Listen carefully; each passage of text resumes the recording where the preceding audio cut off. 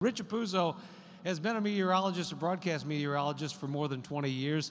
His last stint was down at Fox 19 in Cincinnati for several years before getting out of the local news business and starting his own company. It's called Sky Eye Weather.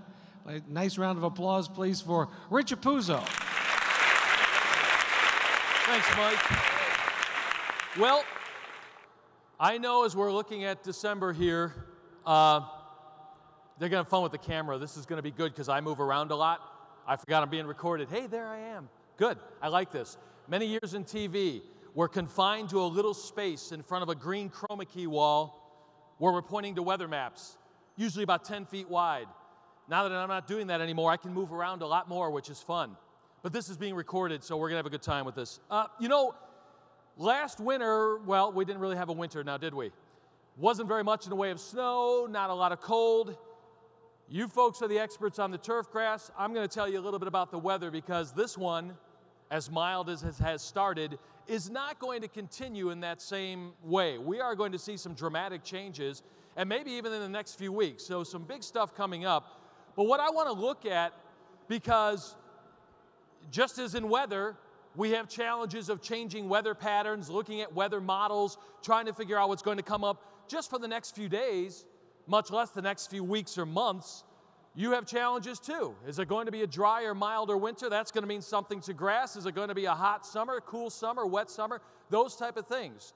Now at Sky Eye Weather, the company that I operate, we provide professional forecasts for private clients. Why? Because, well, as you know, if you try and just go on TV and radio, get yourself a simple forecast, what does it mean? Partly cloudy, chance of a shower, high 75. That doesn't tell you much of anything.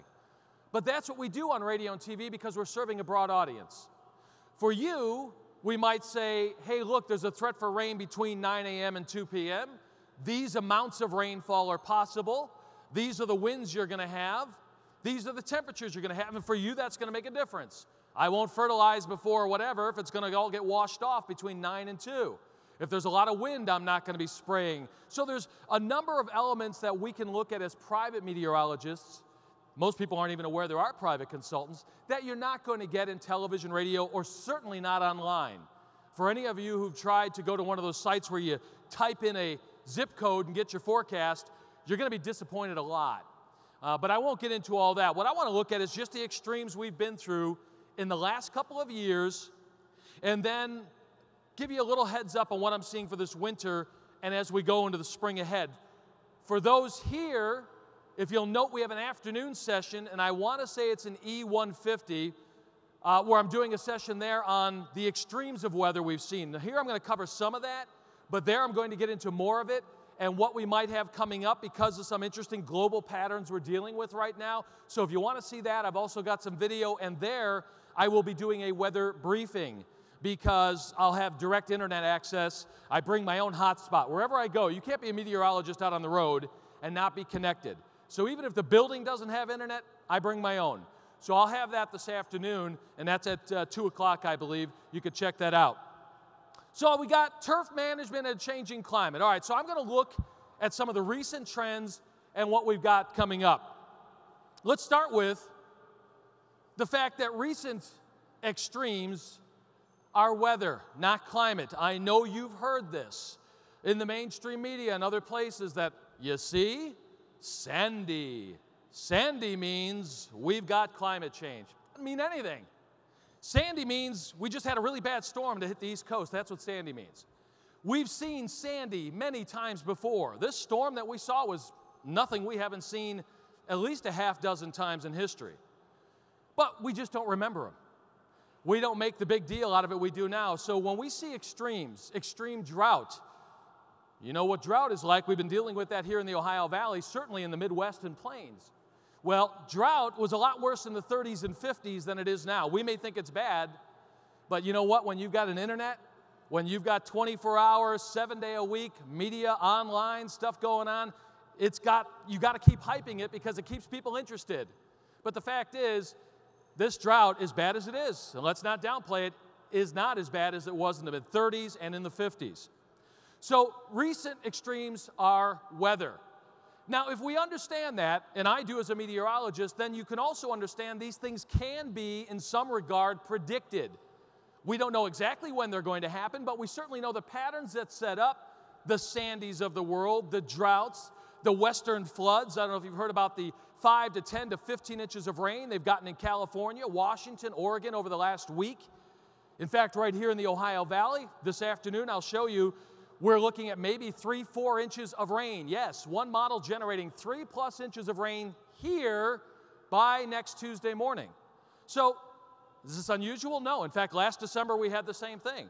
So these are weather, not climate. Climate is dynamic. It does not stay the same. It is always changing. It better change. We don't want things, if the earth stops spinning and climate is stuck, we're in trouble. Climate changes. Natural. Supposed to. Computer models don't grow grass. I got invited up here because I did a presentation originally at Paul Brown Stadium for the Sports Turf Management Association, and that was a lot of fun this past summer. And the reason I mentioned that computer models don't grow grass is because you will hear weather people and other people in the media talk about models show X. And I just said it a few minutes ago. We have a model showing 3 inches of rain, except that they're looking further out. Well, models show all this warming. Models show sea level rising. Models show polar bears jumping off of cliffs. It's not happening. Models are only computer-based programs. They're not going to grow your grass. What you need to know is what's actually happening and what the real possibilities are when it comes to climate so you can prepare. If you were to go by models, you're going to fail every time. When it comes to weather, I don't know about grass growing models, but I can tell you about weather, and models don't do it. Preparation. If you're going to be successful in any business, preparation is the key, and certainly when it comes to weather. All right. It's interesting to compare just the last 2 years. We have a guy in Cincinnati, and since we're so close here, I'm not going to name names. Nice guy, though, does a radio show on Saturday mornings about gardening. And I like to hear him, but he's an expert in the garden, not in weather, but it's kind of funny. He'll mention weather, and he'll say, you know, we've had this drought over the summer, but just about every year, when you look at the totals, the annual precipitation comes out somewhere near normal. And I'm thinking to myself, my goodness, where do you get this? Of course it doesn't. We think it does, but really it doesn't. Look at this from 2011. Now you can see where we are on there, and this pointer's not going to do me any good. So you can see the big red blob with the little purple in it, the Ohio Valley there. In Cincinnati, we picked up more than 6 feet of precipitation last year, 73 inches in 2011.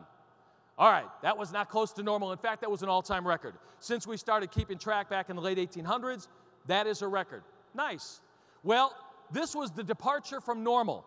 So you look at this one, you can see the little chart on the left side. We had places 20 inches or more above normal for the year. The interesting thing is we didn't have any major floods. This rain was spread out over every month so that we didn't get major flooding, but the ground was saturated to a ridiculous level at many times. And I know many of you, because you see that covers Columbus, parts of Indiana, Kentucky, we're dealing with that in 2011 as well. Again, I'm pretty sure that there are some molds, diseases, something that loves all that wet weather, so that had to be a challenge for you. Well, that was 2011. So 2012 looks like this. You'll notice a little difference in the colors in our area. If we were just focusing on that, there's a lot more oranges and reds, but none of the purples, none of the really deep red, the precipitation a lot less. Of course, it's a lot easier to look at departure. This is how far below normal we are. This map is much different than 2011, and of course, we're only a few weeks away from ending 2012. I just updated this 2 days ago, so this is the latest. And you can see a good part of the country, if not most of it, except for maybe Pacific Northwest, parts of the Northern Rockies, and maybe down in Louisiana, and that was because of Hurricane Isaac. You got most of the country dealing with drier than normal conditions and a drought in many locations. So 1 year before, flooding rain, or at least soaking rain. 1 year later, same areas abnormally dry, drought conditions. The other extreme we had, and again, it's a once-in-a-lifetime event for many of us, having the type of winter we just had. I look back at history, we maybe had 10 others that were like that in the Cincinnati tri-state, Columbus, Dayton, with so little snowfall and such mild. That is not a common thing. You're probably never going to see that again. Or if you do, again, it's one of those rare events. But Here are your December through February temperature ranks. Well, you can kind of figure out what's going on. The oranges or the browns and the tan and the red, that's warmer than normal. The blues are colder than normal. Well, most of the eastern half of the nation was warmer than normal December through February.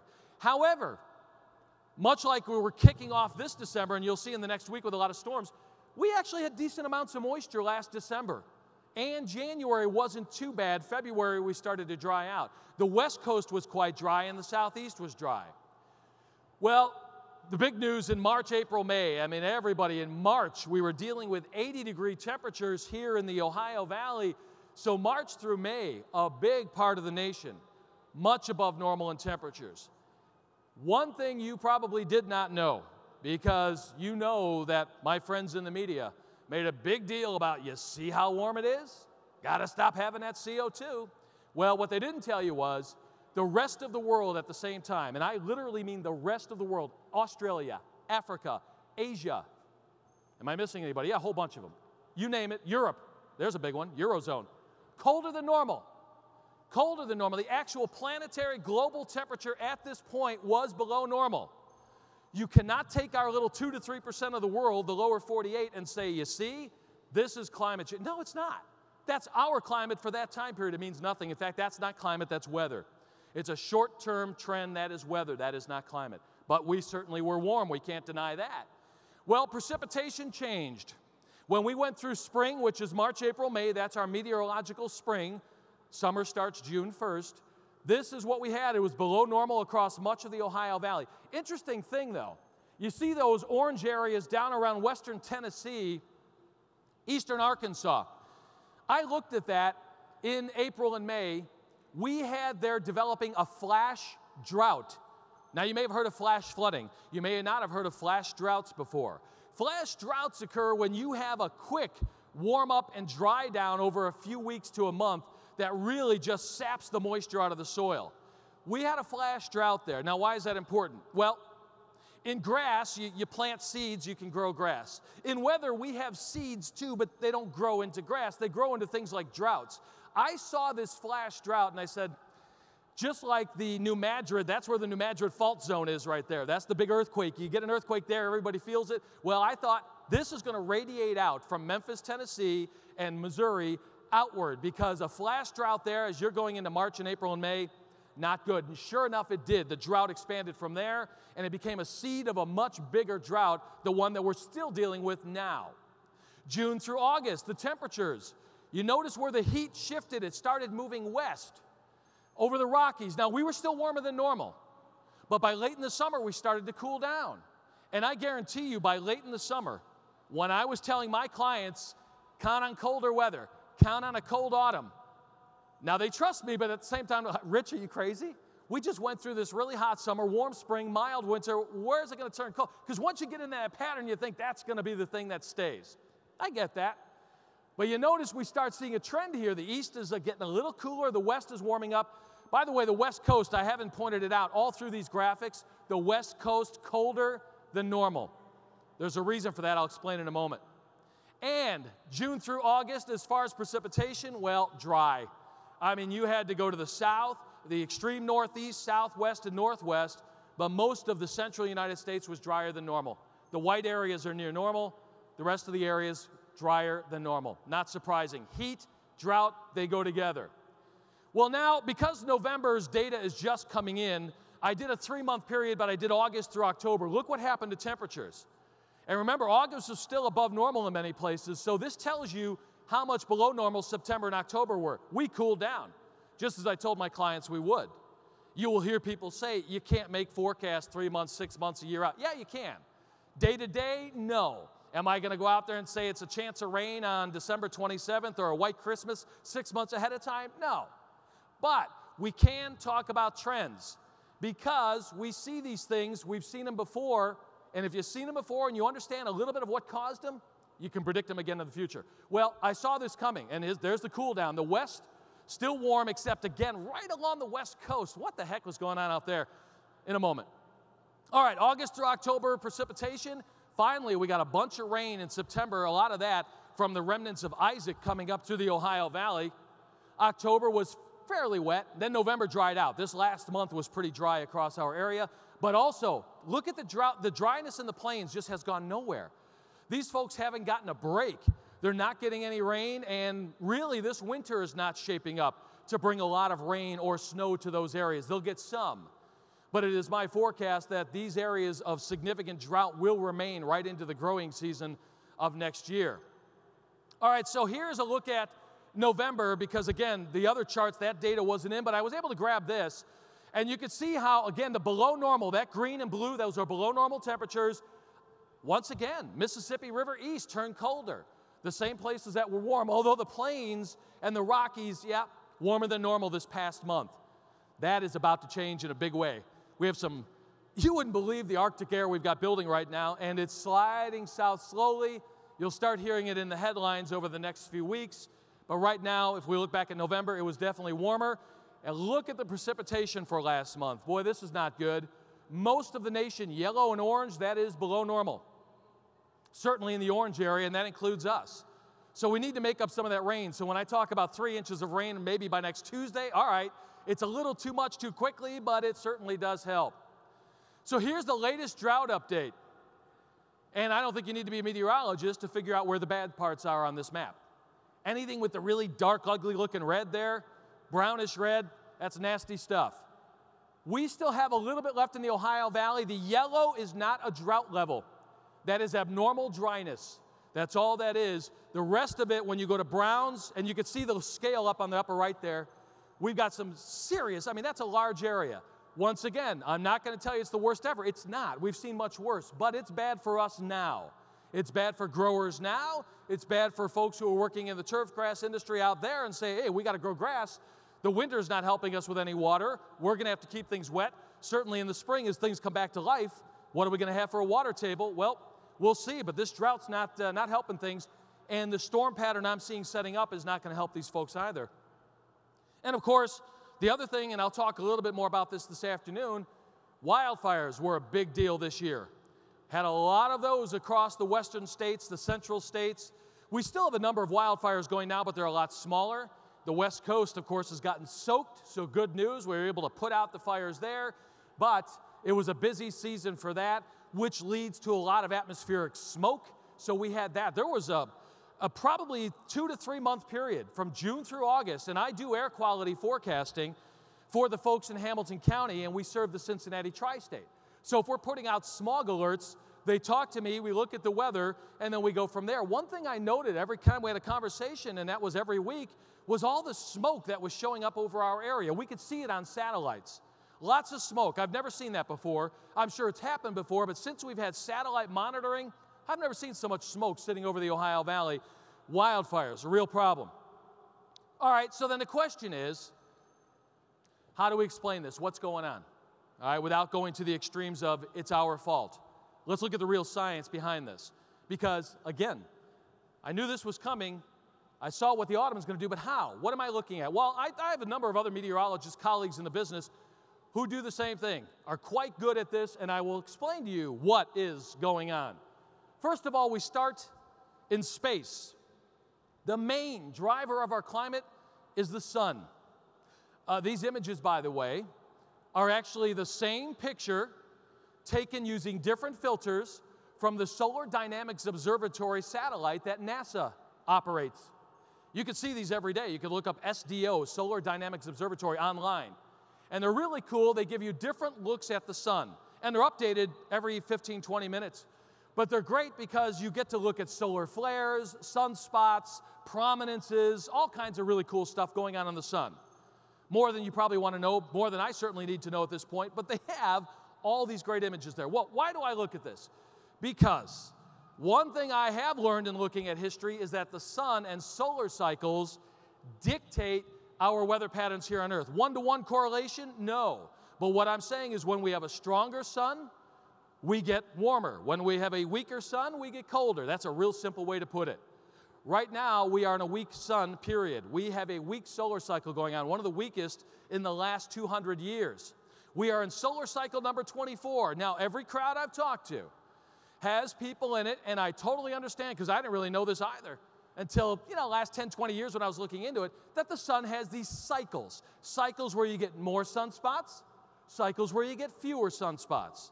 Now, we're not really good at predicting the number of sunspots. We're getting better. NASA does this mostly, and there are some other independent solar physicists that do their own forecasts. Well, solar cycle 24. We're in the maximum point of that right now, and the sun is crazy weak. I mean, something we haven't really seen since the Little Ice Age. Little Ice Age was a real time period, about 1300 to about 1850 AD. You can look that up. Little Ice Age is when they had ice festivals on the Thames River in London. You go out there this December on the Thames River in London, you will fall into the water. All right, they do not have ice festivals anymore. However, London, they just put out a UK forecast calling for one of the worst winters in the last 100 years. They may actually start getting ice on the Thames again. It was during the Little Ice Age that the Vikings were kicked out of Greenland. They had farming going on there. Can't farm there now. A little too icy. So we've seen these periods come and go. Solar cycle 24 is currently peaking. I'm going to take a look at that. And NASA, based on their latest analysis, says that that peak will continue into this coming year. And then we're going to start going into a lull again. Well, if we were already weak and now we're going to get weaker, then the energy coming from the sun is not helping us a lot. When we've seen these extended periods of a solar weakness, we see planetary cooling, and those are one-to-one correlations. I can line them up every time. Based on ice cores, based on all these good proxies that all the scientists love to use, look at the sun, you'll see this. All right, here is solar cycle 24. This is our maximum. I just took this image off their site in the last day or so. Look at the spots on there. You can count them. I think there's maybe 3. That was solar cycle 24. In about 2000, we had the peak of solar cycle 23, which was weaker than the previous ones, but there was that peak. Let me show you an image from there. Little difference, yes? Same type of thing, solar maximum. This was just a one-day picture. They grabbed it, put it online. This is what a busy solar cycle should look like. Not like the thing with just 3 little sunspots. And I look at this every day, and it's been quiet, quiet, quiet. All right. So let's go to the forecast. Just to show you the challenges of making solar forecasts, this was NASA's forecast for the next solar cycle, made from 2008. You can see the date at the top. Notice how they have the line going way up. They thought next solar cycle is going to be stronger than the one we're in back in 2008. Well, they got a little surprise. We have that happen in weather too. Occasionally, you just don't see something big coming. Here's the latest forecast. A little different. It goes from being stronger than the previous one to being one of the weakest in the last 100 years, and I will argue in the last 200. And the reason I argue that is because we have satellites now helping us to spot sunspots. We're all big on HD TV for sports and everything else. Well, we have HD satellites. We can see the sun in ways we never could before. So that we're picking out spots in ways we never could before. We only had primitive telescopes back then, and of course, you couldn't look at the sun directly with a telescope. So, there were ways of doing it, but if we're looking at now compared to then, and this is considered by NASA one of the weakest in 100 years, we could probably say, yeah, if you're really being accurate about your sunspot counts, it might even be one of the weakest since the end of the Little Ice Age. So it's something we have to watch. By the way, now NASA and all others are calling for cycle 25 to be even weaker. And that will start after the year 2020, maybe around 2025. We got a little while. But as we get closer, we're going to hear more about that. So that's a big change from where we were. All right, so here's the latest. Even the forecast, which is the red line, is not working out. The sunspot counts through October dwindling. So once again, a little surprise from the sun. You think you know me, now you don't. I'm even weaker than you thought. That's important. This is something, this is not sci-fi. Galactic cosmic rays are real. Now, you may not have heard of them, but they do affect us. Galactic cosmic rays are radiation from deep space. Rich, where are you getting into the sun and radiation stuff? What does it have to do with grass growing? Hang on. Radiation from deep space that when it gets into our atmosphere actually helps to create something called aerosols. Aerosols are what help cloud droplets form. Cloud droplets, clouds and rain, right? So the more galactic cosmic radiation we have coming in, satellite studies have shown, not mine, independent research, love it.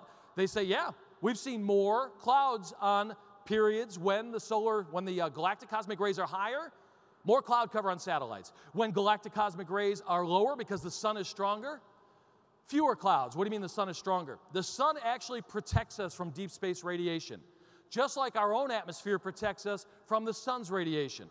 Otherwise, we'd burn up, without ozone, things like that. You need protection from radiation. That's why we have sunscreen. Well, the sun has its own shield. It's actually called the heliosheath, the heliosphere. It protects our solar system. When the sun is weaker, just think of it like the Star Trek Enterprise or a Star Wars ship, whatever you want. They have their shields up, yes? People are firing at them. The shields are holding, Captain. Okay, we're in good shape. But if you keep getting fired upon, or if your shields get weaker, then suddenly the torpedoes start coming through. Well, in this case, as the sun gets weaker, that shield collapses a bit. It's measurable. And when it does, it allows more galactic cosmic radiation. Now, this Finland site where this monitor is one of a number of sites around the planet, all monitoring all times of day and night, and they all show the same trends. I like using this one. It's easy access online, but there are many, many sites for looking at galactic cosmic data. Well, the interesting thing here is we're in solar maximum. Remember I said that? That line represents where we are. Let me tell you that the previous solar maximums are all the valleys you see on this chart, all the low areas. Those are the last solar maximums since the mid-1960s. Notice how we're not even close to that. In fact, our solar maximum is closer to the minimums, which are the hills on that chart. All right? Our solar max is nearer to the minimums of the previous solar cycles. So again, just to emphasize, weak sun, more aerosols, more clouds, more precipitation. Also, more clouds help in cooling the planet. That's very important. All right, so the other big driver of our climate is, of course, the oceans. You'll hear about El Nino or La Nina. We have a middle one because El Nino's warmer, La Nina's colder. We didn't want to leave the middle guy out and just call it neutral. We call that La Nada. La Nada. Kind of a fun term. We are currently in a neutral ENSO, La Nada pattern right now. Near normal equatorial ocean water. This only happens in the Pacific, near the equator, from South America to about Indonesia. That's the only place we have these El Ninos. The Atlantic does not have a version of this, mostly because the Pacific is a much, much bigger ocean. So we're in an ENSO neutral. That actual region may get colder. This, by the way, has direct implications on our weather.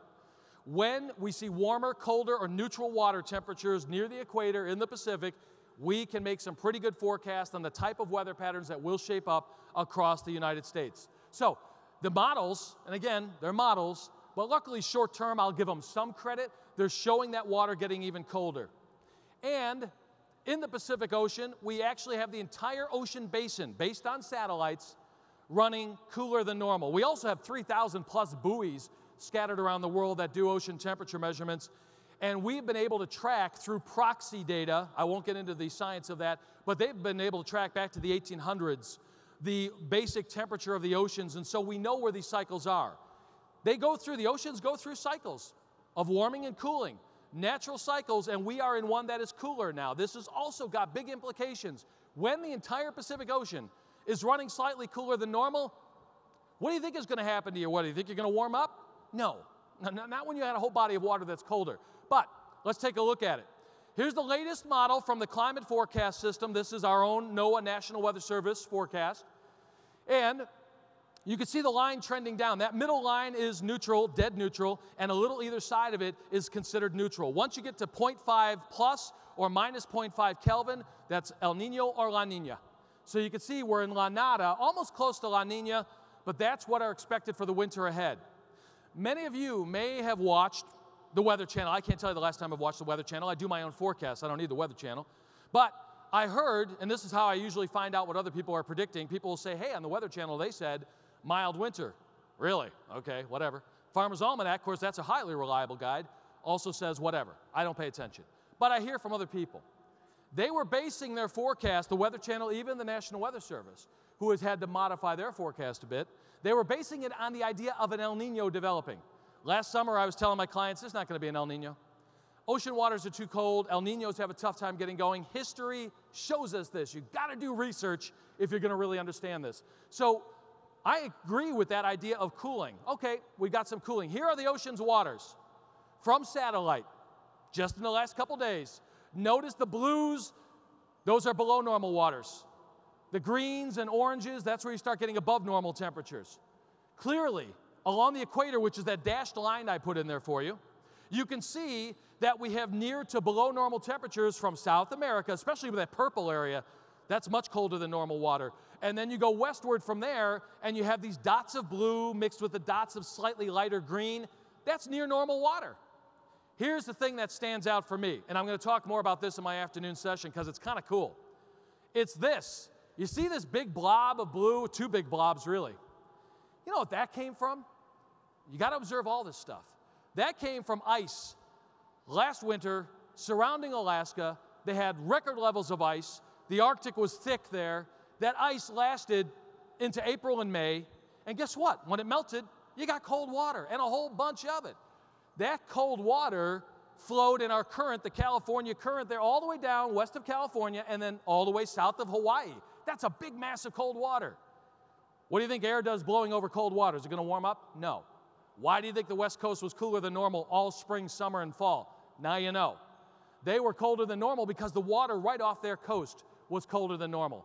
Only in recent weeks do you see that green off of California where it's warmed up a bit. Now, of course, they're getting big storms, so you can't really enjoy the water. But the point being, you can make these forecasts. The data's there, but you got to understand it.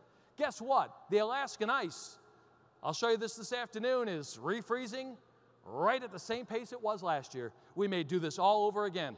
In fact, the Arctic set a record this year for the fastest refreeze of ice since satellite history. Again, that's 1979. Probably didn't hear about that. That is important. All right, so the ocean goes through cycles that affect our weather. The Atlantic Ocean, we call it the AMO, Atlantic Multi-Decadal Oscillation. Yes, the ocean actually changes temperatures that can last 20 to 30 years. 20 to 30 years of above or below. That doesn't mean the whole ocean's colder or warmer. You understand that. It's an average. Some pockets of warm, just like the map I showed you. All right, here is the Atlantic Ocean since 1980. You can see the trend. We were colder than normal, and now we've warmed up. What happened in the last 5, 10 years as far as hurricanes? Well, lots of them, right? 2005 was big. Katrina, Wilma, Rita. By the way, another thing you won't hear in the media, 2005 was the last time we had a Category 3 storm strike our coast. We have now set a record for 7+ years without a Category 3 hitting the United States. This record goes back to the late 1800s.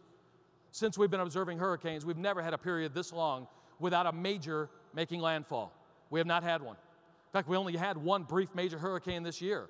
So as much as the Atlantic may be running slightly above normal, and by the way, it is cooling, but it's still above normal, we have not had an increase in hurricane intensity or coverage. In fact, if anything, Dr. Ryan Maui of Florida State University shows on his charts that we've seen a decrease in hurricane intensity and numbers in recent years. So we're not seeing that increase. But the Atlantic was responsible with that warm water for some busy years in the 2000s and the late 1990s. Okay. So now we look at the Pacific. Look what this has done. Pacific started warmer back in 1980 and has cooled down. As I told you, the Pacific is now running colder than normal. That is called the Pacific Decadal Oscillation. Why they give the different names, that's what scientists do. They like doing things. One is Atlantic Multi-Decadal. This is Pacific Decadal. Both mean the same thing. It's the oscillations that last for decades. It's not just a year or two. The overall trend will last for decades. So we're in a colder than normal pattern in the Pacific. Well, if the Atlantic is trending colder and the Pacific is already colder, we look back to a time when the Atlantic was trending colder and the Pacific was already colder. Well, here we are back in the 1970s. And in the 1970s, you could tell the Atlantic was definitely colder. That zero line moved way up on the chart there. All of that is below normal water temperatures for the Atlantic Ocean. Look at the Pacific Ocean. Same time period, 1970 to 76, it was below normal in temperature. So you had both oceans running below normal in temperatures. Now, I can see from some of the crowd that many of you weren't around back in those years. Some of you may have just been born. I was already old enough to observe some of this. But if you do remember the 70s, you know that here in the Ohio Valley, we had some serious cold winters and some cooler than normal summers. In fact, here's the way it looked from 1971 to 77. Average temperature for all of those winters, right there. The southeast coast and parts of the mountains, the only areas above normal. Everyone else was below normal. And this is averaging the 6-7 years together. So, I mean, mild, cool, whatever. We know that 77, 78 were brutally cold. But there you go. Colder oceans, colder United States. Huh, who would have thought? And then summer temperatures, same period. Generally running cooler than normal over our area and southward and south into Texas, a little warmer over the plains and Rockies. If you've seen it before, you start predicting that in the future, don't you? Yes. Summer rainfall, interestingly, let's hope this works out. I'm not confident because of where the drought is, but we may set up with this new pattern I see establishing for some near to above normal rainfall here if we get into that 1970s pattern again. Actually, I think we're slipping into a 1960s pattern first, and then we're going to slip into the 70s. And the 1960s had a little more drought and also had the cold winters, but the 70s we started to see the moisture pick up. We'll see. Now, I used June to August on here, if you notice that, because this is when you're growing the grass. I mean, you obviously start sooner and it goes later, but I didn't want to show you winter precipitation's not going to be as critical. But for that critical heart of the growing season, golf courses, wherever else, okay, precipitation in our area was generally above normal. So, let's look again at what happened here. This was, again, the Pacific Decadal Oscillation. Why did the Pacific warm up? Well, there's a variety of reasons, and we're still trying to understand exactly why these cycles work, but look at 1976. And now look at this. This is solar cycle 21, a rather strong solar cycle. In fact, one of the strongest in the last 100 plus years. When did that start? On the chart, bottom left, 1976. Now, the sun does not immediately warm the oceans like that. However, the ocean was already in a trend, and it could be increased volcanic activity. We know there are a number of things that warm oceans, but it doesn't help that your sun is now ramping up to one of the strongest cycles since the 1800s or 1700s. So you had it all come together. That, of course, sustained it. That's why the Pacific has been running above normal for a while. Solar cycles have just gotten weak since 2009. Pacific Ocean gotten colder. It seems to do best responding to the sun. The Atlantic has a lot more circulations to it, is a much smaller ocean, so it has other influences aside from the sun. I want you to see, so you know mentally now you could picture this. Those are the last 4 solar cycles. Where we are now is that bottom line. When I talk about cooling, when I talk about the chances of going back into a 60s and 70s pattern and what that means for what you're doing, because if you're planning for the USDA, I don't blame them, it's what they do, but they just had announced, in the last year, the new growing zones, the zones for people doing gardening and things like that. Well, those charts are based on the warming that we had in the 80s and 90s. If we start shifting back to the 60s and 70s, those USDA charts are going to hurt more your plants than they're going to help. So this is what we're seeing here is that cycle comparison saying, hey, look, we're definitely looking at a cooler pattern ahead. So let's look ahead. This is what the previous, and again, I don't know the scientist who did this, but I found it online. It was great because I wanted to compare past cycles, and other people have already done this. So you could see cycle 3, cycle 4, cycle 5. What were those? Those were cycles in the Little Ice Age. They were actually in the midst of it. They had warmed up a bit, and then they started crashing again to what is called, on the right side of your screen there, the Dalton Minimum. The Dalton Minimum was one of the hearts of the Little Ice Age. That is when Charles Dickens, you may have heard of Charles Dickens, you may have heard of A Christmas Carol. We don't think of these things when we're watching the show. It's kind of fun. You're watching Scrooge and Christmas, past, present, and future. But did it ever occur to you that throughout that movie, no matter which version you liked, it was cold and snowy in England at Christmas time? If you were to look at the last 2 to 3 decades, it's not cold and snowy in England at Christmas time. But Charles Dickens was not reflecting the United States, right? He lived there. He was reflecting what he saw. This was the time when they had those festivals literally on the river. Rides, all kinds of things, whatever you want to do. Everybody, hundreds, thousands of people out on the Thames River because it was frozen that thick. That was the time period, the Dalton Minimum, 1700s into the 1800s. So somebody thought, well, let's compare our recent cycles and see if they're close. Well, through August, that's where they were. Here is what it looks like through November as we seem to have maxed out and should start dropping soon. I don't know. It looks like there's some correlation to me, but clearly we have gone through 3 and 21. See, that starts at 22. 21 was even stronger. We've had a stepping down of solar weakness for the last, well, since the mid-70s. So it's not surprising, and you see where the Dalton Minimum went. Solar cycle 6 was weak as well.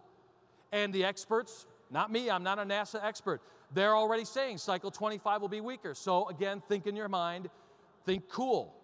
Think grasses, landscape that can handle cooler weather. Are we going to have periods of heat? Absolutely. Who doesn't? Even in the coldest patterns, you have periods of heat. But when the overall trend is one that's going to feature cooler, you got to start thinking that way, because if you're trying to plant tropical type grasses or plants, you're going to run into some trouble. All right, so some considerations as we look over the next few decades. First of all, this is what I'm going with for my clients, so you're getting this free here. But the reason I'm telling you that is because I don't just make stuff up hoping I'm right, because if I do, then they're all going to fire me. I've been doing this a long time. Now, is this dead on whatever? I'm not putting a time frame on that. Colder, next few decades, we're not defining that as specific degrees or anything yet, but the trend is already there. We're starting to see that, and actually this winter, once again, don't be fooled by what you're seeing here. You may not have heard about the cold and snow that's already burying parts of Europe. You may not have heard about the 120-mile-an-hour traffic jam they had, 120-mile traffic jam they had in Russia just this past week. It was video online. How do you have it? That would be like Dayton to Lexington. Everybody backed up because of snow and ice. China, crippled in many places in northern China, snow and ice early in the season.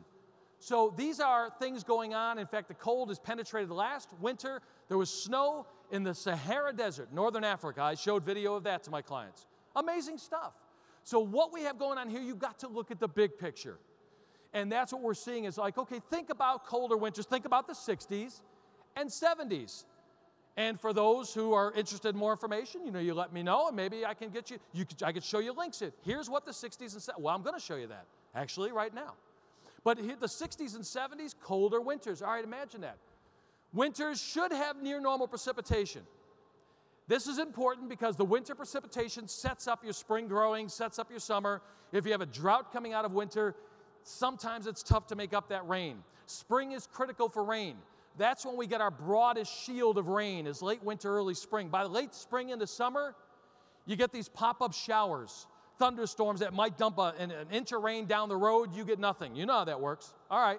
So the winters need to have decent precipitation, broad snow cover, so that when that melts off, you're getting some nice moisture for the soil and subsoil out of that. And that's where winters having near normal precipitation, not bad.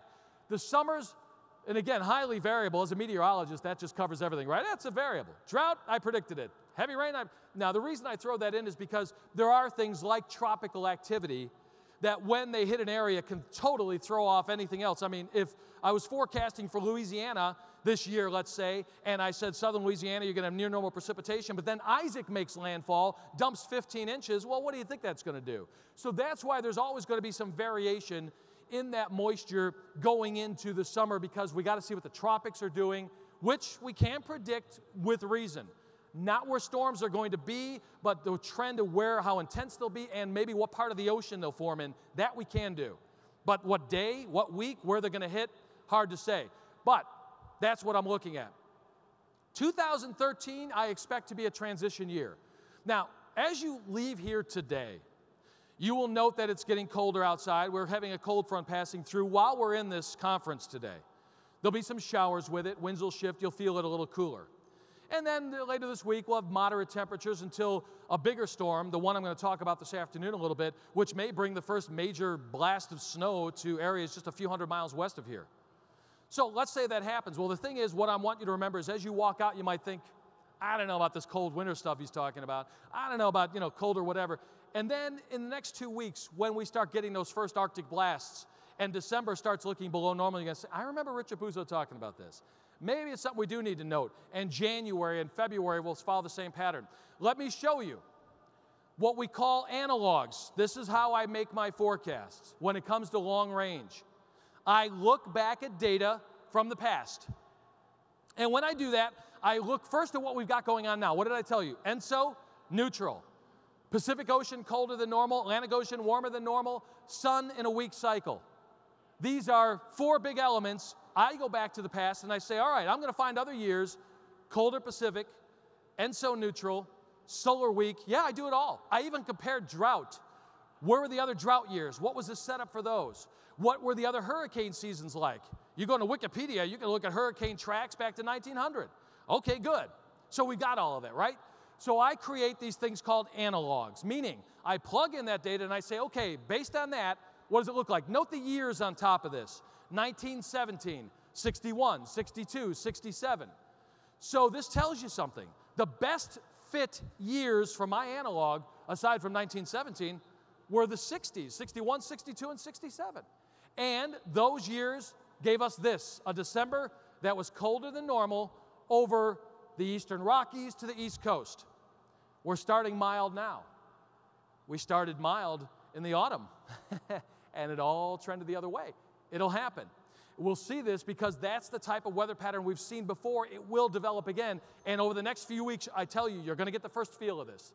And you'll see it blasting out of Canada, where every day I'm watching temperatures in Western Canada, where they have thick snow cover right now. In fact, Canada, some places are setting records for having the most snowfall in November, like Regina, southern Saskatchewan, most snow ever in November. Regina in southern Saskatchewan picked up in November more snow than they had all of last winter. They're one place, but there's a thick snowpack all across the southern provinces in Western Canada. Temperatures there as I left, 20 to 45 below zero in central and western Canada. Oh yeah, there's bitter air. That's dense, low-level air. It hugs the ground.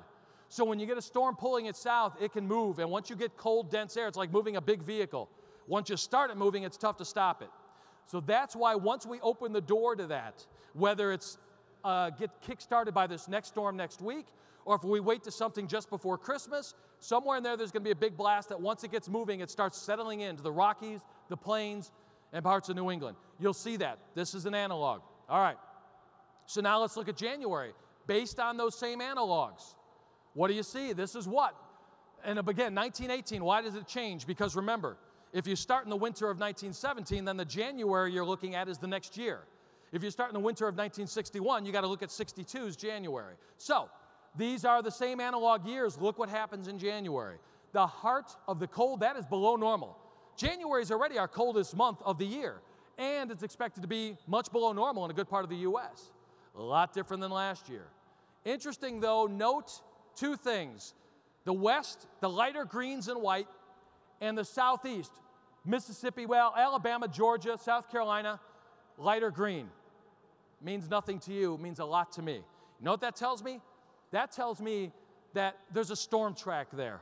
When you have a temperature boundary, you're going from cold to normal, there's a battle zone. You know what battle zone means? Precipitation. And in the case of colder than normal, it means snow. So when I look at this, I say, okay, well, look at the January precipitation for those same analog years. January precipitation. You look at our area, near normal. You might not think much of that, but wait a second. Snow falls at what kind of ratio? Well, we start at about 10 to 1, meaning 1 inch of liquid will produce about 10 inches of snow. When it's colder than normal, the snow will produce or come down at 20 to 1, sometimes better than 30 to 1. 1 inch of liquid, 30 inches of snow. If we have normal precipitation this coming January, let's say it's Cincinnati, for example, Columbus, Dayton, all about the same, 3 inches plus is normal for January, liquid. Normal with below normal temperatures, assuming you don't get a mix, which I know we will, but assuming that you had just the snow at a normal precipitation rate, you're looking at 30 inches or more for January alone. So don't look at this. This is liquid. These charts that I generate, they don't have a snowfall component where they'll tell you snow. I can do that. I'll do the math. That is not good. Below normal temperatures and normal precipitation, some places are going to get buried. That's fine, because that will then finally get us off of, this is just like last winter. No, it's not. Analogs show it. Analogs, by the way, did predict the mild winter last winter, but you probably didn't hear that anywhere. All right, February, finally we start to get a little relief, but still colder than normal based on these analogs for our area. Looks like a cold winter ahead.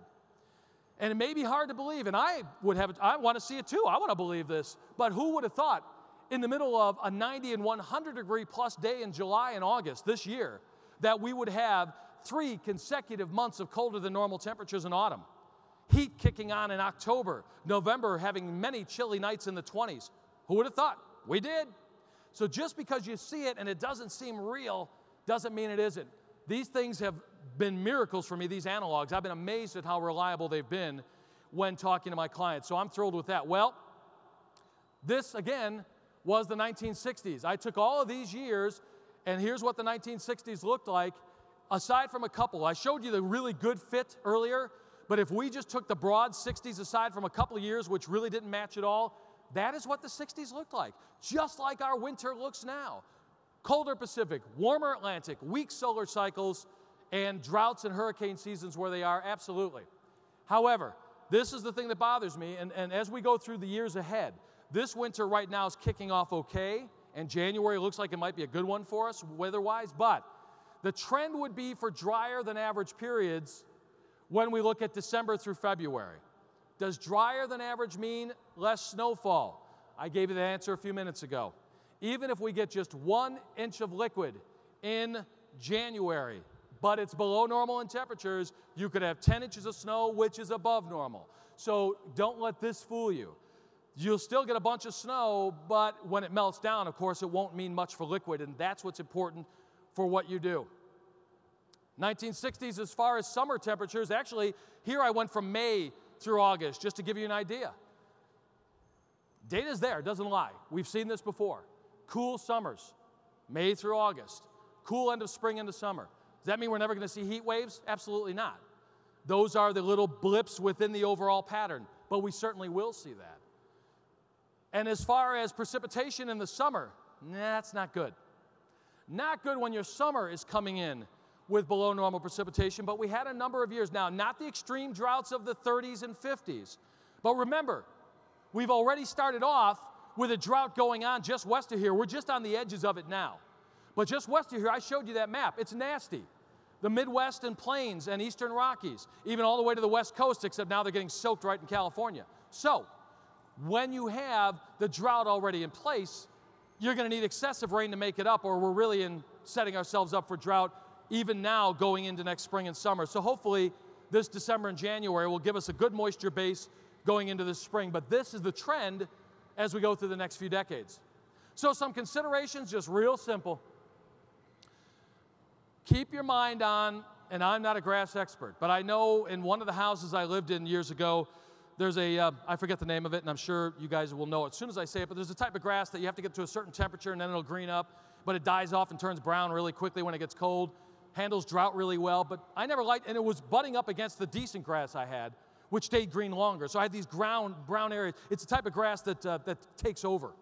Anyway, shorter growing seasons. So think about the potential for later frosts and freezes, earlier frosts and freezes in the fall. That is one possibility. Considerations for this coming year and beyond. In fact, this year we had frosts and freezes even in October in parts of the area, a little sooner in many cases, in many parts of the nation sooner than normal. Little things that over time start to make a difference to what you do. This is obvious, but I like to say it anyway because clearly if there's an expense that you're looking and you're saying, yeah, can we really justify a new irrigation system or a better one because it's a little more efficient? I say yes. If we start trending toward the 60s and we start seeing, we've already got the drought going on now, and we start seeing this more often, then the more efficient you can make your watering, the better. But you know what? It's not just this. This is a little bit where I'll tout what I do. I'm not saying you're going to get my business or that you want it. What I'm saying is consider beyond just setting a timer or getting a good system. I can't tell you how many times I've seen watering going on when I know there's a soaking rain coming, and I'm thinking, why doesn't that groundskeeper know that he's about to get 2 inches? Save the water. You know, now you might have retention ponds, and it's just going to fill that back up again anyway, but the point is, if you could save some water, do it. Efficient irrigation is not only the system, but knowing what's coming so that you can better plan your watering needs. And of course, drought resistant as much as it can be turf. Because if we are looking at more of these droughts that spring up, by the way, cooler. In our history, in our planet's history, cooler patterns have been drier patterns. Ice core samples from around the world have shown more dust in cooler times in our planet's history because colder air holds less moisture, to keep it really simple, than warm air. So if you have colder air, it tends to lead to more drought simply because of the fact that you don't have as much moisture in that air. I will tell you, however, too, that when you have the transition like we're going through now, bigger storms, you'll hear the media spin that up into all kinds of hype. Trust me, we've seen it before, but this is the time when we're going to start seeing bigger windstorms, bigger of all, because temperature contrasts drive these things. Sandy was what it was because of major temperature contrasts. Tropical ocean, a weak hurricane. By the way, it was a weak hurricane. But when you have that tropical moisture and then this big, massive cold air wrapping around it, it turned into a monster. And that's what will happen. We'll see that with some of our winter storms as well. Don't be surprised to see that. That happens when we start seeing these changes.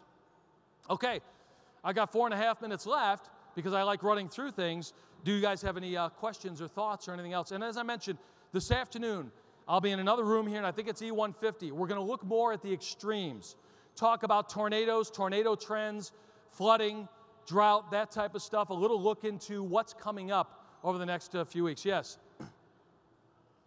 Are you just waving at? He's waving at someone. I like that. Yeah, I'm over here. I haven't got a question. All right, that's fine. If not, or if you'd like to ask me something afterward, then that'd be, yes? What about global warming? You mean that sort of media hyped hoax that started back in the 70s? I can tell you all about global warming. That I've done a ton of research on. And the global warming and that crowd, and they're meeting at Doha, Qatar right now, trying to get new United Nations rules to govern the world. Literally, that's what it is. Rules that will apply to every country. When you do that, based on junk science, you're going to get bad rules. Kyoto was a bad rule, which is why Canada's jumped out of it. The United States never signed it. The idea that somehow ozone was disappearing from our atmosphere didn't happen. The whole Freon thing was a scam. LR, the shine you take off of apples, scam. DDT, scam. This stuff was great.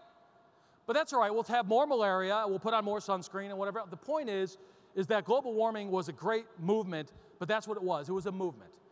And it was based on what CO2 is a trace gas. It's 0.036% of our atmosphere. We could double and triple. In fact, during most of our history, we had levels of 4,000 to 5,000 parts per million. We're at currently 390, 400 parts per million right now. It's crazy. You get down to 150 and you're starving plants. We get up to 2,000 or 3,000 parts per million, we're going to have plants growing in here without water. I mean, it's an exaggeration. The point is, if you really are thinking about the environment and animals, you want more CO2. You want more because it's plant food is what it is, but the fact that we've defined it as a pollutant is quite scary. And we haven't had sea level rises. The Arctic, by the way, for those saying, well, we just had this story, Arctic ice disappearing. No, it's not. We just had the same story saying it just refroze faster than ever. And by the way, that's all based on satellites. That started in 1979. How about we look back at history? There were actually ice-free periods in the Arctic way long ago, and newspaper stories saying, oh gosh, it looks like the world is changing. The Arctic has lost its ice. We've seen this 1800s, 1700s. This is nothing new. Have you heard about the Antarctic setting records? Every day this year, the Antarctic, the last 365 days, have had record levels of ice in the Antarctic. Record, again, based on satellite. If you're going to use satellites to say the Arctic is melting away and polar bears are drowning, which, by the way, they don't do, they love swimming, but if you're going to say that, then at least be fair and say, but at the same time, the Antarctic is massive, which, by the way, is much larger. The Antarctic is much larger than the United States, and it's covered nice and growing. That's scary. You want to be scared? When ice grows, that's when you be scared. Before this movement got started, climate scientists would call warming periods in the past optimums. Why? Because we've seen places like the Roman Empire and others that grew, economies grew, people grew, civilizations expanded in warmer times. The Dark Ages and other things like that were cold times. Diseases were spread. Famine was more rampant. We don't want cooling on this planet. When I talk about cooling here, that's not good news. I don't like that. It's fun for me. I'm a meteorologist. I get to talk about cooling. Yes, death, destruction. But when it happens, and I got a family too, I don't want to deal with that. So the fact is, if I could have a warming planet, I'd love it. So I'm leaving my car running outside right now just to contribute as much as I can. See what happens. Oh, it might disappear. That's not good. Well, anyway, I appreciate your question. We're at 30 seconds. Again, if you have any thoughts on the way out, I'd be happy to talk to you. Thank you so much for having me out today. See you this afternoon, hopefully.